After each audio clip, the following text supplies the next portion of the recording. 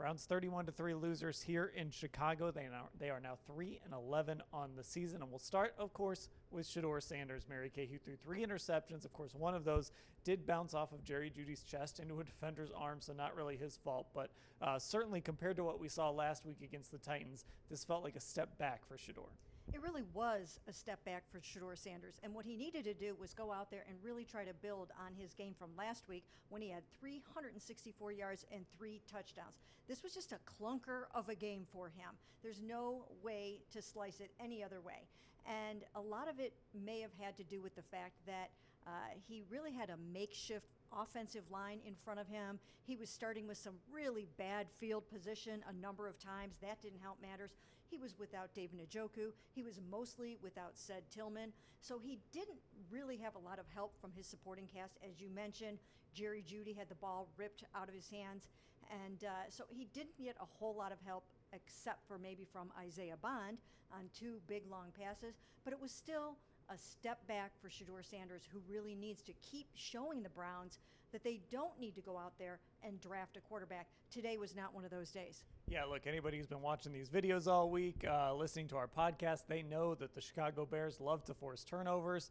They got 3 of them today, and aside from the Jeudy one, there was the one where he misread what the linebacker was doing. Another one, he just threw a deep ball that got intercepted. Also had a fumble that it wasn't a fumble. They called it off because he was in the grasp of a defender, but that probably should have been a turnover too. And Ashley, those are the things that Shedeur Sanders just can't afford to have. Yeah, you can't afford mistakes right now with this offense, and that part of it's unfortunate. But I mean, really to the point of the O-line, I felt like especially early on in this game, he just didn't have a chance. He got hit 15 times again. Some of those mistakes I think are on him, but ultimately the issues up front, the issues without his top pass catchers, I think he wasn't able to overcome a lot of that stuff. Now, a lot of people might not have been able to overcome a lot of that stuff, but it definitely wasn't like that next step forward after a Tennessee Titans game where he also had to deal with some adversity. Now, we will be on Myles Garrett's sack watch for yet another week, but he did get closer to the record today.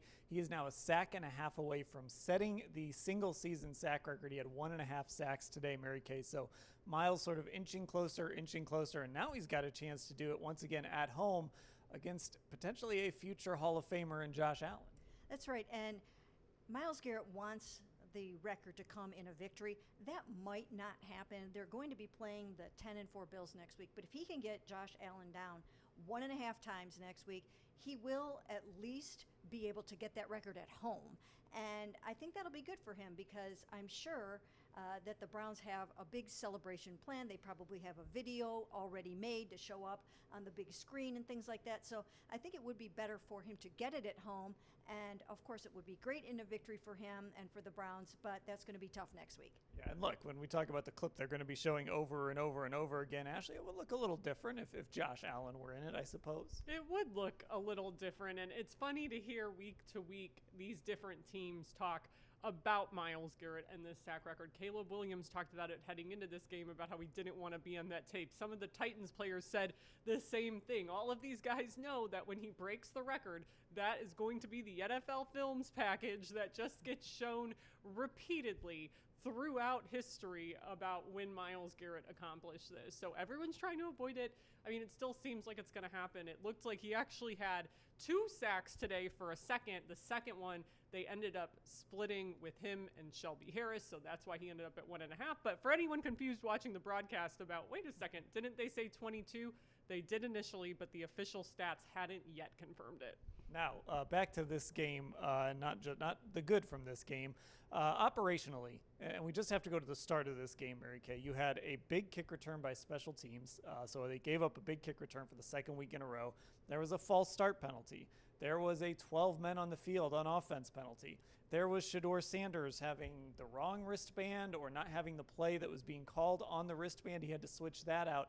You know, these are the things that when we talk about Kevin Stefanski, when we talk about Bubba Ventrone and this whole coaching staff at the end of the season, these are the things that go on the wrong side of the ledger for these guys. Well, first of all, I asked Shedeur Sanders about what happened with the wristband, and he said the card fell out on the sideline. So that was the explanation for that. So that mystery is solved.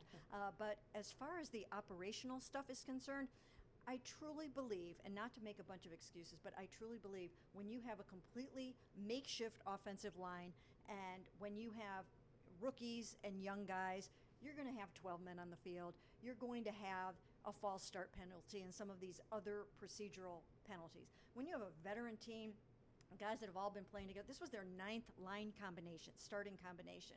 When you have that all happening on a football field with a rookie quarterback, it's hard for it to look like a well-oiled machine. Yeah, I think that's part of it. I also think, Ashley, some people might look at this and say, hey, it's what week are we in? Week 15? Week 16? So we're in week 15, I think. So it's week 15. Maybe even these rookies should have it right. I think there's two arguments that can be made there. Yeah, there definitely are. I mean, in past years, you've heard players say, oh, they don't even call me a rookie anymore by this point in the season. But it's just unfortunate because, again, I think a lot of that stuff, rightly or wrongly, is going to fall on Kevin Stefanski. That's what happens when you are the head coach and those sort of operational, procedural things are not going well. And again, he's a head coach who gave up play calling. So really, those things should really be buttoned down, and they should be good to go with them in that regard, but clearly they're not. And I do agree with Mary Kate. Like, I do think the youth ultimately is playing a big factor here. Okay, we will cover everything that happened here in Chicago at Soldier Field. You can find it all at cleveland.com/Browns.